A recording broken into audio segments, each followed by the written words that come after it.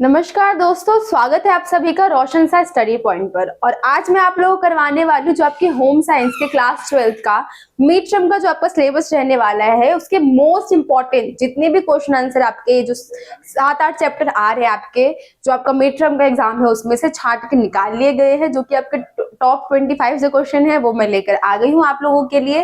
तो एंड तक इस वीडियो में बने रहिएगा। क्या है, कुछ क्वेश्चन आपको एज इट इज देखने को मिल सकते हैं और आपको पता है कि होम साइंस में क्या है, क्वेश्चन वही रहेगा, फॉर्मेट अलग कर देगा। जैसे एक क्वेश्चन है उसके में क्या है, आपको एक नाम दे देगा कि मीना का भाई है, वो ये कार्य करना चाहता है, तो उसके कार्य के अवसरों के बारे में उसे बताइए। ठीक है, इस टाइप के क्वेश्चन आते हैं, आपको पता है। ठीक है, तो आपको क्या करना है, ये क्वेश्चन है अच्छी तरीके से समझ लेना है, कर लेना है, और क्या है आपको अपने एग्जाम के लिए अच्छी तरीके से तैयारी भी कर लेनी है। तो आपको जो क्वेश्चन है उसको हम स्टार्ट करते हैं और देखते हैं किस टाइप के क्वेश्चन आएंगे, किस तरीके का फॉर्मेट रहने वाला है। ठीक है, तो उसको हम शुरू करते हैं। तो यहाँ आपका जो फर्स्ट क्वेश्चन आपसे पूछ रखा है, ये क्या है कि बेटी बचाओ बेटी पढ़ाओ योजना का प्रारंभ किन मंत्रालय के सहयोग से हुआ। ठीक है, किन मंत्रालयों ने इसकी स्थापना में जो है मदद की थी या अपना सहयोग दिया था।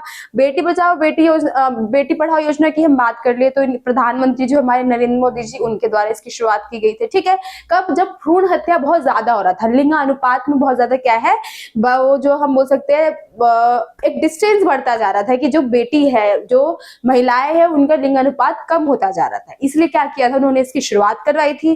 किन किन मंत्रालयों ने इसमें सहयोग दिया था वो हम देख लेते हैं। तो महिला एवं बाल विकास मंत्रालय ने, स्वास्थ्य मंत्रालय और परिवार कल्याण मंत्रालय, और मानव संसाधन विकास मंत्रालय। तो ये हमारे 3 मंत्रालय है, इन्होंने क्या है इसमें योगदान दिया था, जो हमारी ये जो योजना थी इसके प्रारंभ में। ठीक है, तो ये आपका आंसर रहेगा इस क्वेश्चन का। नेक्स्ट हम देख लेते हैं क्या है। तो यहाँ आपसे पूछा है कि आपका जो कार्य है और जो आपका जीविका है और हमारा आजीविका है, उसमें आपको अंतर बताना है। तो फर्स्ट यहाँ हम देख लेते हैं, कार्य क्या है हमारा, नियमित परिणाम की गतिविधि का एक ऐसा समूह जिसमें नौकरी व व्यवसाय के साथ साथ अन्य गतिविधियों जैसे कि धार्मिक कर्तव्य पालन, सामाजिक कार्य, परामर्श, उद्यम वृत्ति परामर्श, सेवाएं आदि भी सम्मिलित है। हम कार्य की बात करें तो कार्य क्या है, हमारे द्वारा कोई भी किया गया कार्य जो हम काम करते हैं उसको हम कार्य कहते हैं। इसमें क्या है, ये जो कार्य है, हम कोई भी कार्य कर रहे हैं जो कि क्या है, इसका हम निश्चित परिणाम निकल के आ रहा है, उसको हम क्या बोलेंगे, अपना कार्य बोलेंगे। जैसे कि नियमित परिणाम की गतिविधि, मतलब वो कार्य हम कर रहे हैं जिसका परिणाम निकल के आएगा, उसको हम क्या बोलेंगे, अपना कार्य जो है वो कहेंगे। नेक्स्ट क्या है, हमारा जीविका है। इसमें क्या है, जीविका का अर्थ साधन और व्यवसाय से है जिसके द्वारा व्यक्ति अपनी मूलभूत आवश्यकताओं की पूर्ति करता है। जीविका में सफलता प्राप्त करने के लिए व्यक्ति निरंतर नए कौशल सीखता है, नई जानकारी, यहाँ पे नई जानकारी होगा, नई जानकारी प्राप्त करता है, अपनी क्षमताएं बढ़ाता है और अपने चुने गए क्षेत्र में स्वयं को परिमाणित करता है। यहाँ पे हम जीविका की बात करें तो क्या है, वो क्षेत्र जिसको हमने स्वयं से चुना हो, ऐसा कोई कार्य जिसको हमने खुद से चुना है, हम खुद करना चाहते हैं। ठीक है, तो इसमें क्या होता है, जीविका में हम हमेशा ही नए नए कौशल जो है, नई नई योग्यताएं जो है अपने फील्ड में उसको सीखते रहते हैं, उसी को हम क्या कहते हैं, अपना जीविका कहते हैं। और जीविका का हम मतलब समझ ले तो इसका अर्थ क्या है, साधन है और व्यवसाय है। ठीक है, नेक्स्ट क्या है, आजीविका है हमारा। इसमें क्या है, आजीविका के अंतर्गत नौकरी, व्यवसाय का अन्य कार्य आते हैं जिसके द्वारा हम धन अर्जित करते हैं, वह अपने परिवार की मूलभूत आवश्यकताओं की पूर्ति करते हैं। तो हमारा जीविका में क्या है, इसको हम नौकरी बोल सकते हैं एक तरीके से। ठीक है, जो हमारा यहाँ पे आया था क्वेश्चन में, कार्य, जीविका तथा आजीविका, यहाँ से आपसे नौकरी भी पूछ लिया जा सकता है। ठीक है, आजीविका पूछे जरूरी नहीं है, यहाँ पे आपसे नौकरी पूछ लिया जाएगा, तो आपको ध्यान में रखना है। इसमें क्या है, हम किसी के अंदर जो है काम कर रहे हैं, किसी के अंतर्गत, किसी के नीचे है, हम वहां पे कार्य कर रहे हैं, हमसे कोई बड़ी पोजीशन में है, वो हमको बोल रहा है कि हमें ये काम कर रहा है, ये कार्य इतने दिन में पूरा करके देना है, तो उसको हम क्या बोलेंगे, नौकरी बोलेंगे। हम किसी के नीचे क्या है, कार्य कर रहे हैं, उसकी एक समय निश्चित होगी। ठीक है, कुछ ज्यादा हमें सीखने को प्राप्त नहीं होगा, लेकिन हम जो कार्य कर रहे हैं उसमें हम जरूर सीख सकते हैं। ठीक है, तो इसमें हम क्या करते हैं, जीविका में हम धन अर्जित करते हैं, जिससे हमारी जितनी भी मूलभूत आवश्यकताएं हैं उसकी पूर्ति हमसे होती है। ठीक है, जीविका की बात कर ले, इसमें क्या है, हमने खुद से कोई फील्ड चुना है, जैसे कि मैं वकील बनना चाहती हूँ, मैं डांसर बनना चाहती हूँ, मैं टीचर बनना चाहती हूँ, ऐसा फील्ड क्या है मैंने खुद से चुना है। इसमें क्या है मुझे कॉम्पिटिटिव एग्जाम देना पड़ेगा, किसी के अंडर नहीं, किसी के अंडर मैं कार्य नहीं कर रही हूँ। इसमें क्या है मैं खुद ये कार्य करना चाहती हूँ तो मैं खुद से स्टडी करूंगी, खुद से पढ़ाई करूंगी। डांसर बनना चाहती हूँ तो डांस सीखूंगी, अकेडमीज वगैरह जो है वो ज्वाइन करूंगी। ठीक है, तो इसमें क्या है हम हमेशा क्या है नई नई चीजों को सीखते रहते हैं हमारे जीविका के अंदर। हम आजीविका की बात कर ले, हम किसी के नीचे कार्य कर रहे हैं, ठीक है, जिससे हम क्या करते हैं धन अर्जित करते हैं और अपनी मूलभूत आवश्यकताओं की पूर्ति करते हैं। कार्य की हम बात करें तो ये क्या है एक ऐसा नियमित हम काम जो भी कर रहे हैं जिसका कोई परिणाम निकल के आ रहा है, कोई भी एक हम बोल सकते हैं अंत जो है उसका निकल के आ रहा है, उसको हम कार्य बोलेंगे। ठीक है, तो ये आपका कार्य, जीविका और आजीविका था। ठीक, आई होप आपको समझ में आ गया होगा। आपको अगर स्क्रीनशॉट लेना है तो आप ले सकते हैं। ठीक है, अब आपका जो नेक्स्ट क्वेश्चन है हम उसको देख लेते हैं। तो यहाँ है कि जीविका का चुनाव करते समय हमें निम्न बातों का ध्यान रखना चाहिए। जो हमारी जीविका है उसका चुनाव करते समय हम किन किन बातों का ध्यान रखेंगे वो है। तो इसमें क्या है मेरी विशेषताएं, प्रतिभा, अभिरुचियां क्या है, मतलब मेरी कौन सी विशेषताएं हैं। मैं ऐसे भी किसी कार्य में तो जा नहीं सकती हूँ जहां मुझे कोई इंटरेस्ट ही नहीं है, जहां मेरे अंदर कोई ऐसी खूबी नहीं है कि मैं उस कार्य को पूरा कर सकूं। तो मैं ऐसा कार्य तो नहीं चूज करूंगी, वही देखूंगी जो मेरे लिए जरूरी हो, मैं खुद कर सकूं, वो जो है कार्य मेरे योग्य हो और मैं उसके योग्य हूं, मैं वही देखूंगी। तो क्या है हमें विशेष जो प्रतिभा है और जो हमारी अभिरुचियां है कि मुझे इस काम में इंटरेस्ट है और इसमें नहीं है, तो हम वही देख के क्या है कार्य का चयन जो है वो करेंगे। नेक्स्ट, क्या व्यवसाय प्रेरक और चुनौतीपूर्ण है। तो व्यवसाय जो है वो किसी रूप से मुझे क्या है प्रेरणा दे रहा है और साथ ही में चुनौतीपूर्ण है या नहीं है। नेक्स्ट, क्या व्यवसाय मेरे लिए उपयोगी होने का बोध कराता है। अब मैं अपने लिए जीविका का अवसर चुन रही हूँ तो मैं ऐसा कोई भी कार्य नहीं करूंगी, ऐसे किसी चीज के लिए मैं मेहनत क्यों करूं जहां मुझे क्या है अपनी जो भी चीजें है, मूलभूत आवश्यकताएं है, उसकी पूर्ति नहीं हो पाएगी, तो मैं ऐसा कार्य क्यों करूंगी। ठीक है, तो ये हम सबसे पहले यही क्वेश्चन पूछेंगे कि क्या है ये कार्य जो है वो मेरे लिए उपयोगी है या नहीं, जो चीजों की आवश्यकता है मुझे उसकी पूर्ति ये कार्य करने से हो पाएगी या नहीं हो पाएगी। ठीक है, नेक्स्ट क्या है, क्या कार्यस्थल का वातावरण व लोकाचार मेरे लिए उपयुक्त रहेगा। तो अब हम जहाँ कार्य करने का प्रयास करें, कोशिश करें कि हम वहां पे कार्य करेंगे तो आसपास का जो वातावरण है मेरे लिए उचित होगा या नहीं होगा, उस वातावरण में मैं सही से रह पाऊंगी या नहीं रह पाऊंगी, ऐसा प्रश्न भी क्या है हमारे मन में आना चाहिए। कब, जब हम जीविका का अवसर कर रहे हैं। ठीक है, अपने लिए कोई भी कार्य, नौकरी जो है उसका चयन कर रहे हैं तो हम क्या करेंगे इन सारी बातों को ध्यान में रखेंगे। ठीक है, नेक्स्ट हम देख लेते हैं। तो यहाँ क्या है आपका एग्रोनॉमिक्स, जो आपका सुकार्यकी है उसकी परिभाषा आपको देनी है। ठीक है, तो ये क्या है हमारी सुकार्यकी। एग्रोनॉमिक्स दो ग्रीक शब्द से मिलकर बना है, जिसमें हमारा एग्रो क्या है काम है और नॉमिक्स क्या है प्रकृति। ठीक है, हम जो भी कार्य प्रकृति के नियम के साथ जो कर रहे हैं उसको ही हम एग्रोनॉमिक्स कहेंगे, जो कि जिसमें क्या है हमारे सुकार्यकी में ये हमारे जो मशीन है और जो हमारा विज्ञान है उसका सामंजस्य है। इसको मैं इजी लैंग्वेज में आपको बोलूँ तो।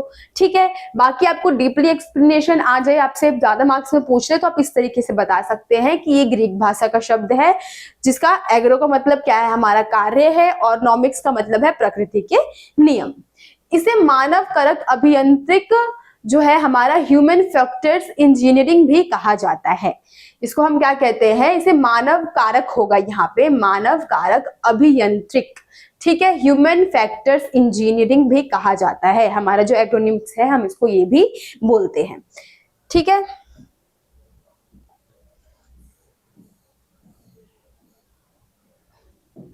यहाँ थोड़ी जो हमारी यहाँ पे थोड़ी मिस्टेक हो गई है। यहाँ पे क्या आएगा कि इसे हम मानव और जो हमारा मशीन है, मतलब मशीन और विज्ञान है, उसका सामंजस्य कहा जाता है इसको। यहाँ पे ये लाइन थी तो इसको आप काट दीजिए, ये गलत हो चुका है। ठीक है, ये नहीं पढ़ना है आपको। तो इसकी हम बात कर ले, जहां पर हमारा एग्रोनॉमिक्स है इसकी हम बात कर ले, तो इसमें क्या है कि इसको हम इजी में बोल देते हैं। दो ये आपको जो बुक की एक्सप्लेनेशन है ये भी आपको याद कर लेनी है क्योंकि ये ज्यादा जरूरी है। बाकी अगर आपसे ऐसे ही पूछ लिया जाए तो इसमें क्या बोल सकते हैं आप, इसके तत्वों की बात कर सकते हैं। साथ ही में आप क्या बता सकते हैं कि हमारा एग्रोनॉमिक्स क्या है। मैंने बता दिया कि हमारा विज्ञान और मशीन का सामंजस्य है। ये क्या करता है, जो हमारे काम करने वाले मजदूर है उनकी क्या है उपयोगिता के अनुसार ही जो मशीन वगैरह है उसका निर्माण होता है, किस तरीके से अच्छा कार्य जो है इससे हो सके। ठीक है, तो ये हमारे एग्रोनॉमिक्स में आ जाएगा। नेक्स्ट हम देख लेते हैं, तो यहाँ क्या पूछा गया आपसे कि विकास संचार में रेडियो तथा टेलीविजन का क्या महत्व है। अब रेडियो और टेलीविजन की बात कर ले तो एक बहुत ही हम बोल सकते हैं आम सी चीजें हैं, हर घर में पाई जाती है। हम फोन में बात कर ले तो रेडियो तो हमें प्राप्त हो ही जाता है। ठीक है, टेलीविजन की बात कर ले, हर फोन में तो रेडियो हमें मिलता ही है। टेलीविजन आजकल तो हर जगह क्या है, टैब वगैरह रहने लग गया, टेलीविजन है, ये सारी चीजें क्या है मिल ही जाती है। तो आपको क्या है रेडियो तथा टेलीविजन का क्या वो है लाभ है, महत्व है, वो आपको बताना है। तो हम यहाँ पे बात कर ले रेडियो की, तो काफी सस्ता है, क्या है सभी लोग क्या है इससे, जो हमारा रेडियो है एक श्रवण माध्यम है, तो अगर हम किसी को सूचना प्रदान करना चाहते हैं जो कि पढ़ा लिखा नहीं है, उसको भी क्या है इससे सूचना मिल जाएगी। साथ ही में हम टेलीविजन की बात कर ले तो इसमें हमारा श्रवण माध्यम, दृश्य माध्यम सभी है। ठीक है, हम देख के भी समझ सकते हैं हमारे टेलीविजन के द्वारा। ठीक है, नेक्स्ट हम इसमें देख लेते हैं इसमें क्या आंसर दे रखा है हमारा। तो क्या है, रेडियो तथा टेलीविजन सर्वाधिक लोकप्रिय सबसे सस्ते सुविधाजनक जनसंचार के माध्यम है। तो क्या है, रेडियो हमारे टेलीविजन जो है क्या है बहुत ही ज्यादा लोकप्रिय है, लोगों को बहुत ज्यादा अच्छे लगते हैं। साथ ही में क्या है ये काफी सस्ते भी है, विकास के प्रयोजन के लिए उपयोग किए जा सकते हैं। इसका हम यूज किस लिए कर सकते हैं, हमारे विकास के प्रयोजन के लिए हम कर सकते हैं। नेक्स्ट, हमारे देश में बड़ी जनसंख्या में लोगों के लिए रेडियो सूचना, शिक्षा और मनोरंजन का एकमात्र स्रोत जो है वो बन चुका है। तो देश के बहुत सारे हिस्से की हम बात कर ले, बड़ी जनसंख्या की बात कर ले, उनके लिए क्या है रेडियो जो है हमारा शिक्षा का या मनोरंजन का बहुत अच्छा जो है हम बोल सकते हैं जरिया बन चुका है। ठीक है, तो ये विशेषता आपको बता देनी है कि किस तरीके से हमारा जो रेडियो और टेलीविजन है काफी सस्ता है, काफी आसानी से उपलब्ध हो सकता है। लोग क्या है इससे मनोरंजन भी ले सकते हैं, साथ ही में शिक्षा भी प्राप्त कर सकते हैं, और जो सूचनाएं हैं बहुत महत्वपूर्ण सूचनाएं हैं वो भी हमें क्या है इनसे प्राप्त हो जाती है। सभी लोग इसको आसानी से समझ सकते हैं, सभी लोग आसानी से इसको अपने पास उपलब्ध करवा सकते हैं। ठीक है, ये पॉइंट्स क्या है आपको इसमें ऐड कर देने हैं। नेक्स्ट हम देख लेते हैं आपका क्वेश्चन। तो यहाँ जो आपका क्वेश्चन है कि अपनी बड़ी बहन को सूचना संचार विद्युत का अर्थ समझाइए और इसके 2 लाभ लिखिए। अब यहाँ पे क्या है आपको बताना है कि जो हमारा सूचना संचार है उसकी आपको जो विशेषता है अपनी बहन को बतानी है। मेन क्वेश्चन में क्या है हमें यही देखना है कि इसमें सूचना संचार विद्युत के बारे में हमें बताना है, इसके महत्व के बारे में बताना है। बस यहाँ पे क्या है नाम या फिर कोई पर्सन है उसको ऐड कर दिया गया है। इसी टाइप के क्वेश्चन क्या है आपको मोस्टली देखने को मिल जाएंगे। यहाँ हम देख लेते हैं क्या है, सूचना एवं संचार प्रौद्योगिकी का एक ऐसा समान विदेश शब्द है जिसमें कंप्यूटर का हार्डवेयर, सॉफ्टवेयर, अंकित प्रशासन तथा दूर संरक्षण प्रौद्योगिकी किया जाता है, जैसे रेडियो, टेलीविजन, मोबाइल फोन आदि सम्मिलित है। तो इसमें क्या है एक सूचना संचार का हम ऐसा बोल सकते हैं कि हम समझ से है, योग है, जिसमें सभी संचार के माध्यम मिले हुए हैं। जैसे कि हम कंप्यूटर के हार्डवेयर की बात कर ले, सॉफ्टवेयर की बात कर ले, या फिर अन्य हमारे रेडियो हो गया, टीवी हो गया, इन सब की बात कर ले, मोबाइल फोन हो गया।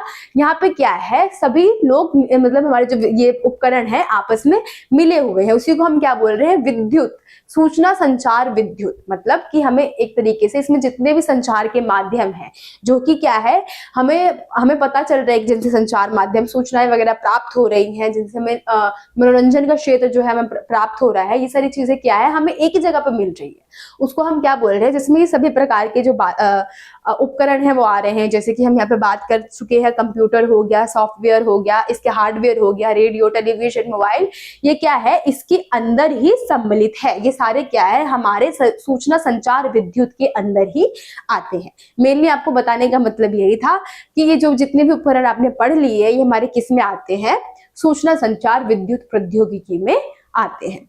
नेक्स्ट क्या है, आज सूचना प्रौद्योगिकी का उपयोग विकास संचार का एक सक्रिय उपकरण बन गया है। तो क्या है मतलब सक्रिय क्या है, डेली लाइफ में हम इसका यूज करते हैं। नेक्स्ट, ई गवर्नमेंट टिकाऊ समावेशी विकास के उत्प्रेक्षण की भूमिका निभा सकता है। ठीक है, सूचना संचार प्रौद्योगिकी का उपयोग व्यक्तियों को सूचना या जानकारी प्रदान करने के लिए किया जाता है। अब क्या है हम इसमें संचार की बात करें तो ऑब्वियस सी बात है हमें सूचना प्राप्त होगी किसी तरीके से, तो ये किस लिए काम आता है, हमारे ये जो प्रौद्योगिकी है व्यक्तियों को सूचना या जानकारी देने के काम में आता है। नेक्स्ट क्या है, इस जिससे प्रभाव से कृषि, स्वास्थ्य, शिक्षा जैसे अनेक क्षेत्र में पहले के मुकाबले काफी बदलाव देखने को मिल गए हैं। तो जब से हमने इसका इस्तेमाल करना चालू कर दिया है, तब से क्या हो चुका है कि हमारे जितने भी ये क्षेत्र है, कृषि की बात कर ले, स्वास्थ्य की बात कर ले, शिक्षा की बात कर ले, इन सब क्षेत्रों में काफी अच्छे जो बदलाव है हमें देखने को मिल चुकी है। तो यही महत्व क्या है हमारा जो सूचना संचार विद्युत है, इसके महत्व है। ठीक है, आई होप आपको ये समझ में आ गया होगा कि किस तरीके से सूचना संचार किसका जो है सामंजस्य है। तो उसमें कंप्यूटर का सॉफ्टवेयर हो गया, हार्डवेयर हो गया, रेडियो, टेलीविजन, मोबाइल फोन हो गया, ये सभी इसी के अंतर्गत जो है वो आते हैं। ठीक है, ये किस लिए बहुत ज्यादा जरूरी है, तो ये लोगों को सूचना पहुंचाता है, जानकारी देता है। साथ ही में कृषि की बात कर ले या फिर हम स्वास्थ्य की बात कर ले, शिक्षा की बात कर ले, इन सभी में इसके द्वारा क्या है बहुत सारे बदलाव जो है हमें देखने को मिले हैं। ठीक है, तो आई होप आपको ये जो क्वेश्चन है समझ में आ गया होगा। नेक्स्ट क्वेश्चन हम देख लेते हैं। तो यहाँ आपसे पूछा गया है कि जन पोषण स्वास्थ्य से क्या तात्पर्य है। जो जन पोषण स्वास्थ्य है और भारत को पोषण का दोहरा भार उठा रहा है, ये भी हमें बताना है। हम जन पोषण की बात करें तो जन, यहाँ पे लोगों के स्वास्थ्य की बात की जा रही है। ठीक है, तो ये आपको बताना है कि जन पोषण क्या है हमारा, साथ ही में जो भारत जो है कुपोषण का दोहरा भार उठा रहा है, तो आपको इसको भी एक्सप्लेन करना है।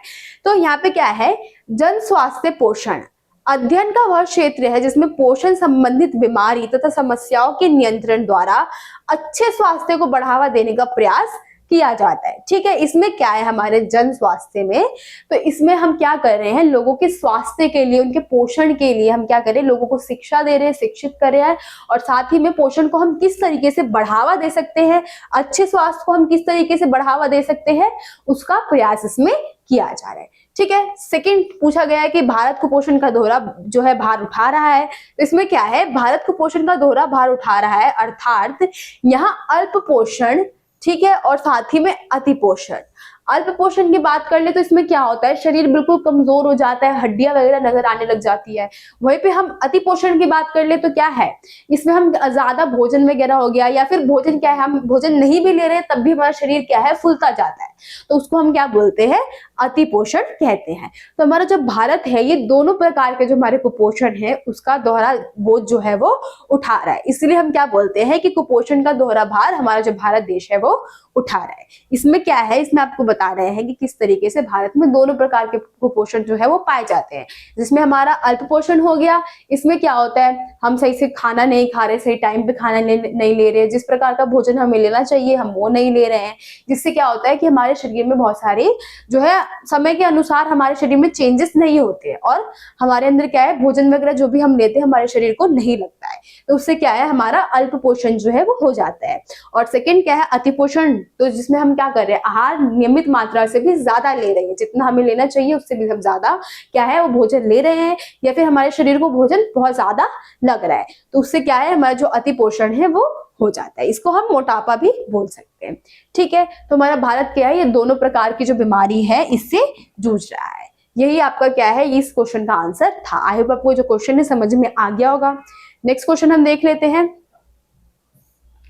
तो यहाँ आपसे पूछा गया है कि रोगी को भोजन देने का कौन सा तरीका जो है सबसे सही है, कौन से दो तरीके हैं आपको बताने हैं जो कि सही है।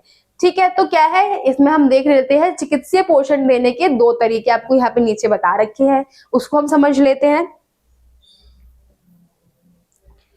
तो फर्स्ट है आपका नली द्वारा भोजन कराना। तो इसमें क्या है, नली द्वारा भोजन खिलाने में पोषण युक्त संपूर्ण भोजन नली द्वारा रोगी को दिया जाता है। अब यहाँ पे हम नली की बात कर ले तो इसके द्वारा क्या किया जाता है, जो रोगी है उसको भोजन जो है दिया जाता है। ठीक है, जितने भी पोषण पदार्थ है उसको नली द्वारा ही जो शरीर के अंदर भोजन है वो पहुंचाया जाता है।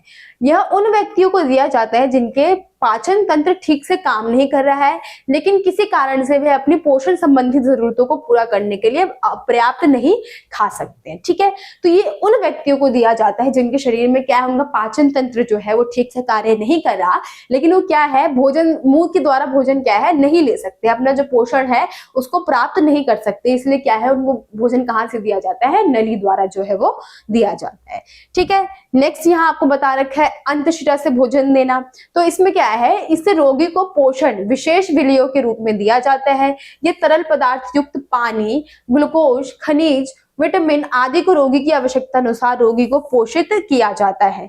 ठीक है, तो इसमें हम क्या कर रहे हैं, नस के द्वारा जो है वो दे रहे, जैसे आप देखते हैं ना ग्लूकोज चढ़ाते हैं, पानी चढ़ाते हैं, ब्लड चढ़ाते हैं, अगर कोई पूरी अच्छी स्थिति में नहीं होता है तो क्या करते हैं, उन्हें ड्रॉप द्वारा ही क्या है मरीज जो होते हैं उनको भोजन देते हैं। जब हम ना नली के द्वारा उनको भोजन दे सकते हैं, ना ही हम मुंह के द्वारा उनको भोजन दे सकते हैं, हम क्या करते हैं, जो नस द्वारा होती है उनको क्या है खाना जो है उनके शरीर के अंदर पहुंचाया जाता है, जब क्या है जो हमारा रोगी है वो पूर्ण रूप से भोजन ग्रहण करने में असक्षम होता है। तो ठीक है, तो उसी को हम क्या कहते हैं, अंतशिरा से भोजन देना।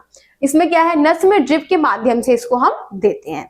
ठीक है, तो किस किस प्रकार की इसमें हम चीजें दे सकते हैं, पानी युक्त जो भी पदार्थ हो गया, जो कि तरल पदार्थ होता है वही हम दे सकते हैं नस के द्वारा। तो हम क्या करते हैं, जितने भी हमारे प्रोटीन या फिर पोषण के तत्व होते हैं उसको हम अपनी जो नस होती है उसके द्वारा ही देते हैं। ठीक है, बाकी अगर आपसे पूछ ले कि सबसे अच्छा माध्यम रोगी को भोजन देने का कौन सा है, तो वो हमारा मुंह से है। सबसे बढ़िया तरीका यही है कि रोगी को हम खाना दे तो वो मुंह से ही दे, लेकिन अगर वो सक्षम नहीं है तो हम क्या करते हैं, ये जो दो अन्य साधन है उनका इस्तेमाल करते हैं।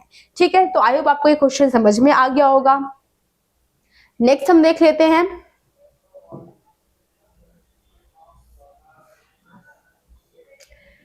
तो यहाँ आपसे पूछा गया है कि प्रारंभिक बाल्यावस्था देखभाल और शिक्षा में विद्यालय पूर्व केंद्र का क्या महत्व है। अब विद्यालय पूर्व जो हमारे केंद्र है उसका महत्व बताना है हमें, कि जो हमारा प्रारंभिक बाल्यावस्था है, देखभाल और शिक्षा है, इसमें हम क्या है, विद्यालय पूर्व शिक्षा की हम बात कर ले तो बहुत ज्यादा जोर दिया जा रहा है। हम विद्यालय से पहले क्या है जो शिक्षा प्राप्त करें उस पर बहुत ज्यादा जोर दिया जा रहा है। तो इसके कौन से महत्व है वो आपको बताने हैं। तो क्या है, इसमें क्या है महत्व, जो है बाल केंद्रित अधिगमन, खेल के द्वारा सीखना, दूसरों की संगति में जल्दी सीखता है, बच्चा स्वतंत्र रूप से भोजन करना सीखता है, अन्य बच्चों के साथ खुश रहता है, उन बच्चों के लिए लाभदायक है जिन्हें अतिरिक्त समर्थन की आवश्यकता होती है।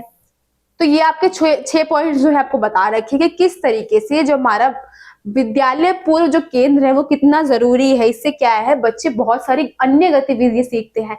फर्स्ट वो अपने परिवार के माहौल से बाहर जाते हैं और बाहरी माहौल को देखते हैं कि आसपास के बच्चे किस तरीके से हैं, टीचर वगैरह किस तरीके का बर्ताव कर रहे हैं, उनके मन में जो भी कौशल वगैरह होती है, जैसे कि ड्राइंग बनाना हो गया, सिंगिंग करना हो गया, पोयम याद करना हो गया, ऐसी चीजें क्या है इसमें वो इंटरेस्ट लेना शुरू कर देते हैं। लोगों मतलब बच्चों से दोस्ती करना भी शुरू कर देते हैं, किस तरीके से बात करनी है, किस तरीके से दूसरों की मदद करनी है, ये सारी चीजें क्या है वो विद्यालय पूर्व जो हमारा है वहां से सीखना शुरू कर देते हैं। ठीक है, तो यही क्या है बहुत ज्यादा आवश्यक होता है जो हमारे विद्यालय पूर्व केंद्र है उनके लिए। क्या है ये, इसमें क्या करते हैं, जो छोटे बच्चे होते हैं उनको बहुत सारी ऐसी गतिविधियां सिखाते हैं जो कि उनके लिए बहुत ज्यादा जरूरी होती है कि वो बचपन से क्या है मैनर्स सीखे, और आगे चलकर जब वो विद्यालय में जाना शुरू करेंगे तो किस प्रकार से उनको बर्ताव जो है वो करना है। तो इसमें बता रखा है कि किस तरीके से क्या है बाल केंद्रित अधिगमन है, मतलब बच्चे जो है अच्छी तरीके से सीखते हैं, समझते हैं, या फिर खेल के द्वारा सीखना, खेल के द्वारा सिखाया जाता है उनको, दूसरों की संगति में जल्दी सीखता है। अब देख रहा है कि मेरे बगल वाला बच्चा बहुत अच्छी तरीके से कार्य कर रहा है तो मुझे भी बहुत जल्दी अच्छी तरीके से उसकी जैसा करना पड़ेगा। उससे क्या है बच्चा भी खुद ही जल्दी सीखना शुरू कर देता है। बच्चा स्वतंत्र रूप से भोजन करना सीखता है, अपने जो कार्य है छोटे मोटे कार्य क्या है बच्चा खुद से ही करना शुरू कर देता है, अन्य बच्चों के साथ खुश रहता है, दोस्ती करना भी शुरू कर देता है, या उन बच्चों के लिए लाभदायक है जिन्हें अतिरिक्त समर्थन की जरूरत है। या कुछ बच्चे ऐसे होते हैं जिनकी हम बात कर ले जो कि बातचीत करना पसंद नहीं करते हैं या फिर लोगों से दूर रहते हैं और सिर्फ अपने परिवार के अंदर ही रहते हैं, तो उनके लिए बहुत ज्यादा अच्छा है कि वो बाहरी माहौल में आएंगे और लोगों से, जो बच्चे हैं अपनी उम्र के बच्चे हैं उनसे बातचीत करेंगे और दोस्ती को बढ़ाएंगे। ठीक है, तो आई होप आपको जो क्वेश्चन है समझ में आ गया होगा कि कितना जरूरी है जो हमारा विद्यालय पूर्व केंद्र है उसकी शिक्षा हमारे लिए, हमारे बच्चों के लिए कितनी आवश्यक है। ठीक है, नेक्स्ट अब देख लेते हैं हम क्वेश्चन।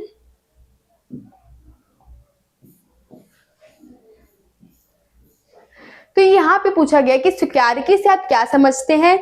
इसकी हमारे दैनिक जीवन में 2 आवश्यकताएं जो है आपको बतानी है। एग्रोनॉमिक्स वाले क्वेश्चन आ चुका है इसमें कि स्वीकार्यता से हम क्या समझते हैं। तो ये क्या है, स्वीकार्यता मनुष्य तथा उसके द्वारा उपयोग किए जाने वाले उपकरणों या मशीनों और कार्य का परिवेश के बीच का संबंध है। अब स्वीकार्यता क्या है, जो मनुष्य है और साथ ही में जो मशीन है, जैसे कि कोई एक स्थान की हम बात कर ले जहां मशीन और जो हमारे मनुष्य साथ में कार्य कर रहे हैं, तो क्या है ये उन्हीं का सामंजस्य है, किस तरीके से मशीन और मनुष्य को साथ में कार्य करना है। ठीक है, वही इसमें रखा गया कि किस तरीके से शिकार की क्या है, मनुष्य है तथा उनके द्वारा उपयोग किए जाने वाले जितने भी उपकरण है, मशीन है, उनके कार्य के परिवेश के बीच का संबंध है, किस प्रकार से दोनों कार्य जो है वो कर रहे हैं, उसी के परिवेश का संबंध क्या है, हमारा सुकार्यकी जो है वो है। सामंजस्य की हम बात कर ले, हम वो भी बोल सकते हैं, सामंजस्य वर्ड आ जाए तब भी आपको ये याद रखना है, यही आएगा। संबंध की बात कर ले, यही आएगा, ठीक है। सहयोग की बात कर ले तब भी इसमें यही आएगा, ठीक है। नेक्स्ट इसमें क्या है, हमारे दैनिक जीवन में कौन सी आवश्यकताएं हैं वो हम देख लेते हैं। तो सुकार्यकी की आवश्यकताएं क्या है, सुरक्षा और स्वास्थ्य में सुधार लाना, सुरक्षा और स्वास्थ्य में सुधार लाना। अब मशीन द्वारा क्या किया जा रहा है, बहुत सारे कार्य किए जा रहे हैं, तो क्या है वहां पे असुरक्षित भी महसूस होगा। मशीनों की बात कर ले, बहुत सारी दुर्घटनाएं जो है सुनते रहते हैं, तो ये क्या करते हैं, सुकार्यकी के द्वारा जो सुरक्षा है और साथ ही में स्वास्थ्य है उसमें क्या है, ये धीरे धीरे सुधार जो है वो लेकर आ रहा है। कार्यस्थल की उत्पादकता को बढ़ाना। अब मशीन है, मनुष्य है, दोनों साथ में कार्य कर रहे हैं, तो कोई भी उत्पाद है उसकी उत्पादकता क्या है, इसको बढ़ाना क्या है, सुकार्यकी का एक कार्य है। नेक्स्ट, उत्पादकता उपकरणों को प्रभावी बनाना। अब कोई भी जो उत्पादक है उसके उपकरण है, जो मशीन वगैरह है, उसको अच्छी तरीके से प्रभावी बनाना किसका कार्य है, हमारे सुकार्यकी का कार्य है, कि किस तरीके से जो मशीन है वो अच्छी तरीके से कार्य करे। नेक्स्ट, आरामदायक काम का माहौल प्रदान करने के लिए कार्य संतुष्टि को बढ़ाना। अब क्या है, मनुष्य भी कार्य कर रहे हैं वहां पे, तो उनके लिए क्या किया जा रहा है, ऐसा माहौल, आरामदायक माहौल बनाया जा रहा है जिससे क्या कर रहे हैं, वो कार्य में संतुष्टि जो है उसको बढ़ावा प्रदान किया जा रहा है। मनुष्य जो कार्य कर रहे हैं उसमें क्या है, संतुष्टि को बढ़ाया जा रहा है, किसके द्वारा, हमारी सुकार्यकी के द्वारा। तो ये दैनिक जीवन में क्या है, सुकार्यकी की आवश्यकताएं हैं, ठीक है। तो आई होप आपको ये समझ में आ गया होगा। नेक्स्ट हम क्वेश्चन देख लेते हैं। तो ये क्वेश्चन क्या है, आपसे पूछा गया है कि बच्चों के संवेदनशील होने के क्या कारण है। अब हम छोटे बच्चों की बात कर ले तो उनके संवेदनशील होने के क्या कारण है, फर्स्ट क्वेश्चन यहाँ पे हम बना लेते हैं। सेकंड, हमारे देश के बच्चों के लिए चल रही कोई 2 योजना के बारे में विस्तार से बताना है। तो आपको ये क्या है, योजना भी 1-2 जो है उसको अच्छी तरीके से याद कर लेना है। तो बच्चों के संवेदनशील होने की हम बात कर ले तो कुछ बच्चे ऐसे होते हैं जो कि अनाथ होते हैं।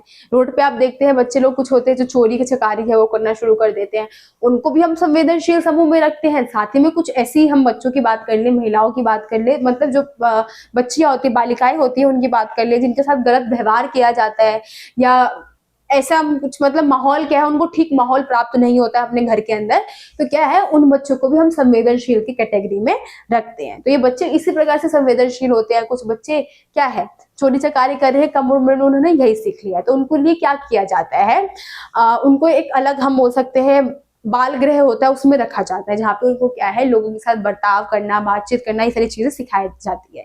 साथ ही में एक ऐसा बच्चा जिसका माहौल क्या है, पूर्ण रूप से उसको सही नहीं प्राप्त हुआ है, जिस माहौल में वो रहना चाहता था वैसा माहौल प्राप्त नहीं हुआ है, या किसी बच्चे के साथ दुष्व्यवहार हुआ है, उन सबको भी हम क्या करेंगे, संवेदनशील की समूह में रखेंगे, लेकिन उनके साथ एक अलग तरीके का व्यवहार किया जाएगा, क्योंकि उनको क्या है, बहुत ज्यादा प्यार की आवश्यकता होगी, बहुत ज्यादा स्नेह की आवश्यकता होगी, ठीक है। तो क्या है, बच्चों के संवेदनशील होने के कौन से कारण है, बाल्यावस्था सभी क्षेत्रों में तीव्र विकास की अवधि होती है, ठीक है। हम बचपन से सीखना शुरू करते हैं, तो सबसे ज्यादा हम कब सीखते हैं, अपने बचपन के समय में ही सीखते हैं।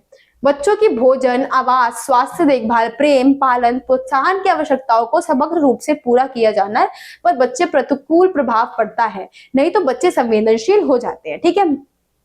अब बच्चों को क्या है, बहुत सारी चीजों की आवश्यकता होती है, जैसे कि प्यार की हम बात कर ले, भोजन की, स्वास्थ्य की, देखभाल की, इन सब की आवश्यकता हर बच्चे को होती है, ठीक है। तो यही है कि अगर उनको ये सारी चीजें प्राप्त नहीं होती है तो क्या करते हैं, वो बच्चे क्या है, संवेदनशील हो जाते हैं। नेक्स्ट, यहाँ पे आपको 2 संगठन बताए गए हैं। क्या है, फर्स्ट आपका SOS है, SOS बाल गांव है जो हमारा, इसमें क्या है, यह एक गैर सरकारी सामाजिक संगठन है, ठीक है, जिसका उद्देश्य क्या है, अनाथ और परित्यक्त बच्चों की दीर्घकालीन देखभाल प्रदान करता है। अब ऐसे बच्चे जिनको क्या है, जो अनाथ है या फिर जिनको परित्याग कर दिया गया, जिनके घर वालों ने उनको छोड़ दिया है, या फिर ऐसे बच्चे जिनके माता पिता के बारे में कोई जानकारी नहीं है, क्या करते हैं, उन बच्चों को अपने पास रखते हैं और क्या है, दीर्घकालीन देखभाल देते हैं, मतलब लंबे समय के लिए। दीर्घकालीन की हम बात कर ले, दीर्घ क्या होता है, लंबे समय के लिए उसकी देखभाल जो है वो करते हैं। प्रत्येक SOS घर में एक माँ है जो 10 से 15 बच्चों की देखभाल करती है। वह एक पारिवारिक प्रकार का वातावरण प्रदान करते हैं।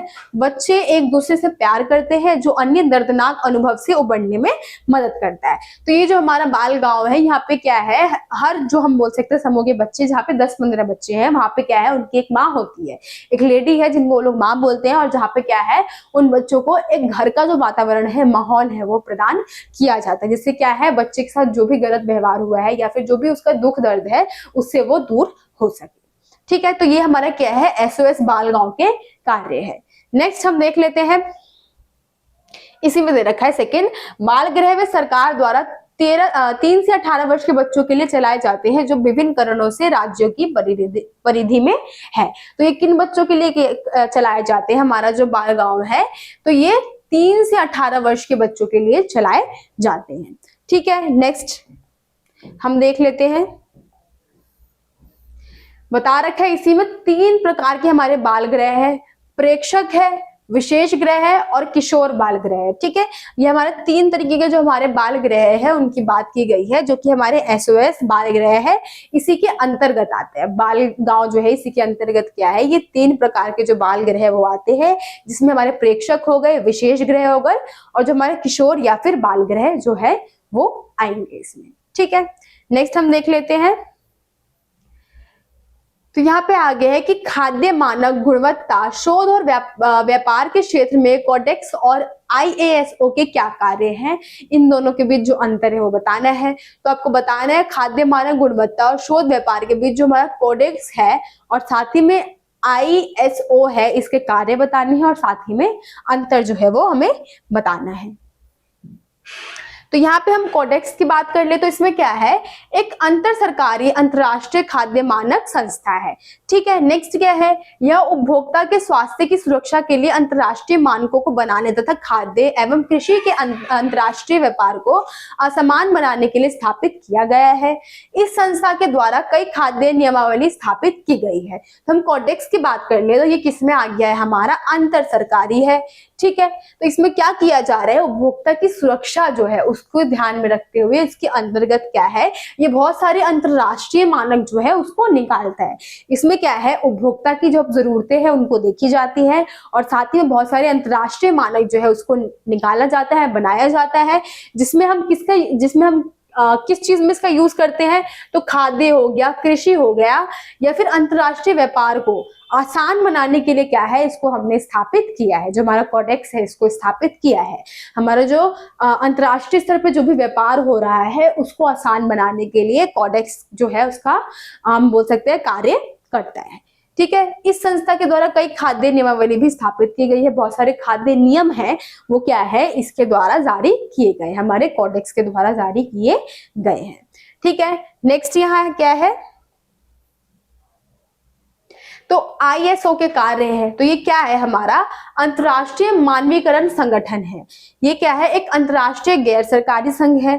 इसमें क्या है, यह अंतरराष्ट्रीय स्तर पर कई मानदंड निर्धारित करता है जिससे कि खाद्य पदार्थों की गुणवत्ता को बनाए रखे जा सकता है।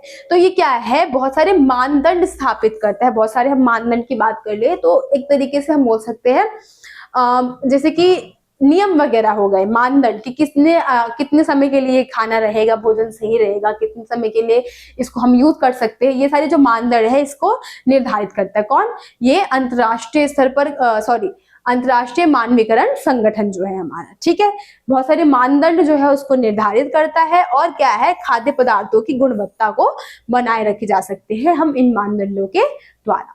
ठीक है, तो ये आपकी जानकारी थी कोडेक्स के बारे में और आईओएस के बारे में। अब हम इसके बीच का अंतर देख लेते हैं। तो क्या है, फर्स्ट हमारा कोडेक्स यहाँ दे रखा है और साथ ही में आईएसओ दे रखा है।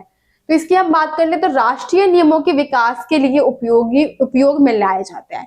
तो ये जब राष्ट्र नियम है, मतलब राष्ट्रीय स्तर पर जितने भी नियम वगैरह है उसके विकास के लिए हम इसका यूज करते हैं।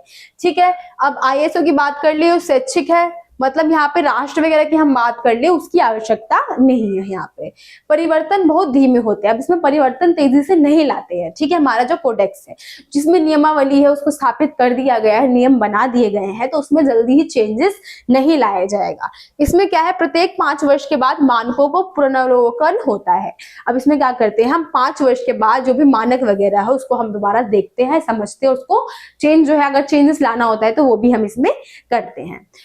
अल्पमत स्वीकृति पद्धतियों का वर्णन करता है। अल्पमत मतलब ज्यादा मतों की आवश्यकता नहीं होती है इसमें। ठीक है, अल्पमत मतलब कम लोगों के मतों की स्वीकृति क्या है इसमें जरूरी होती है। वर्तमान मानक और औद्योगिकी पद्धतियों का वर्णन करता है। अब इसमें क्या है, जो वर्तमान मानक है और साथ ही हमारे औद्योगिक है, औद्योगिक पद्धति है, उन सबको भी क्या है इसमें हम शामिल जो है करते हैं, किसमें, हमारा आईएसओ में करते हैं। ठीक है, तो आई होप आपको जो क्वेश्चन है समझ में आ गया होगा। अगर आपको स्क्रीनशॉट लेना है तो आप ले सकते हैं।